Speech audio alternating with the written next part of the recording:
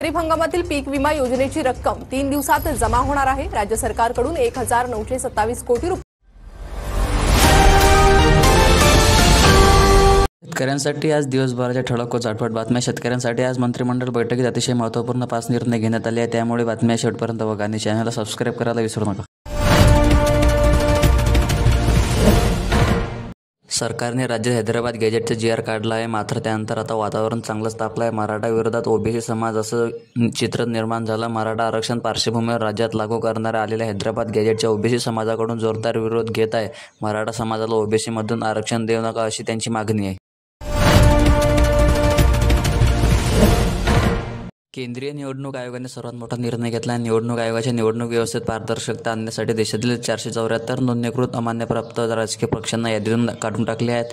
महाराष्ट्रातील 44 पक्षांचा समावेश होता। त्याचबरोबर आणखी 359 पक्ष विरुद्धही त्या यादीतून काढले टाकण्याची सुरू करण्यात आली आहे। त्यामुळे या पक्षाला मोठा धक्का बसला आहे।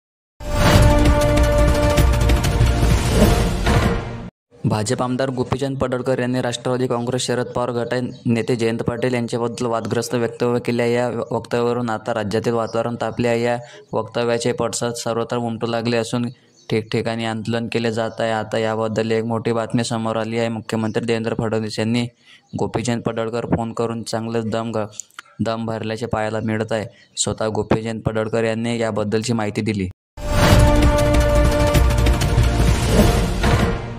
आगामी महापालिका आणि स्थानिक स्वराज्य संस्थांच्या निवडणुका तोंडावर येऊन ठेपल्या आहेत। त्यातच आता महाराष्ट्र नवनिर्माण सेनेचे अध्यक्ष राज ठाकरे यांनी अंबरनाथ येथील मेळाव्याला हजेरी लावली आहे।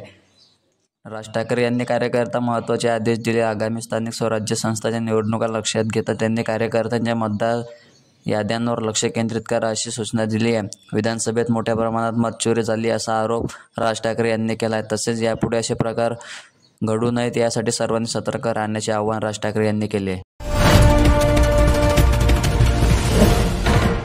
मनोज जरांगे पाटील यांचे जे समर्थन करतात त्यांच्याजवळ जातात त्यांना ओबीसीमध्ये एकत्र येऊन धडा शिकवला पाहिजे असं विधान छगन भुजबळ यांनी केलं होतं। या वक्तव्यावरून सध्या राज्यातील वातावरण पेटलं आहे। मात्र याचा कसा अर्थ काढायचा असा प्रश्न आता भुजबळांना विचारण्यात आला असता त्यांनी यावर सडेतोड उत्तर दिलं। त्याचा काय अर्थ काढायचा ते आमचे लोक ओबीसीचे कार्यकर्ते योग्य अर्थ काढतील, तुम्ही काळजी करू नका असं स्पष्ट शब्दात भुजबळ यांनी सुनावलं।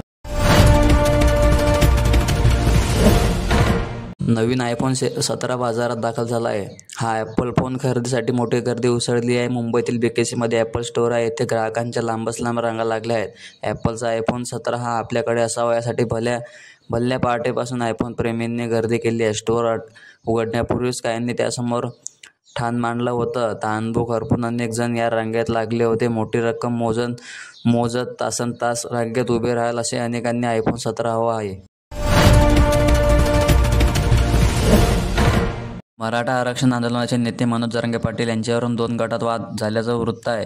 हिंगोलीच्या वसमत तालुक्यातील भेंडे गावात ही घटना घडली आहे। मनोज जरांगे पाटील यांच्याबद्दल आक्षेपार्ह पोस्टा केल्याच्या वादातून 2 गटात बाचाबाची झाली। या प्रकरणी करुंद ठाण्यातील 3 जणांविरुद्ध गुन्हा दाखल झाला आहे। मनोज जरांगे पाटील यांच्याबद्दल आक्षेपार्ह व्हिडिओ बनवून सोशल मीडियावर व्हायरल करण्यात आला। याबद्दल जाब विचारण्यासाठी जरांगे समर्थक भेंडे गावात गेले होते। वनमंत्री गणेश नाईक हे ठाणे आणि मुंबईतील जनता दरबार भरवत असून त्यासाठी प्रशासकीय यंत्रणेचा वापर करत आहेत। ते काही ठाणे नवी मुंबईचे पालकमंत्री नाही। मग ते अशा प्रकारे जनता दरबार भरवून प्रशासकीय यंत्रणेला संपूर्ण दिवसभर विट्टीस कसे काय धरू शकतात असा सवाल या याचिकाकर्ते किशोर पाटकर यांनी केला आहे। उद्धव ठाकरे यांच्या शिवसेनेत असल्यापासून एकनाथ शिंदे यांनी गणेश नाईक यांच्यातील शीतयुद्ध प्रसिद्ध आहे। भाजपचे आमदार गोपीचंद पडळकर पुन्हा एकदा वादाच्या भोवऱ्यात सापडले आहेत। त्यांनी राष्ट्रवादी शरद पवार गटाचे नेते जयंत पाटील यांच्याबद्दल वादग्रस्त वक्तव्य केलं आहे।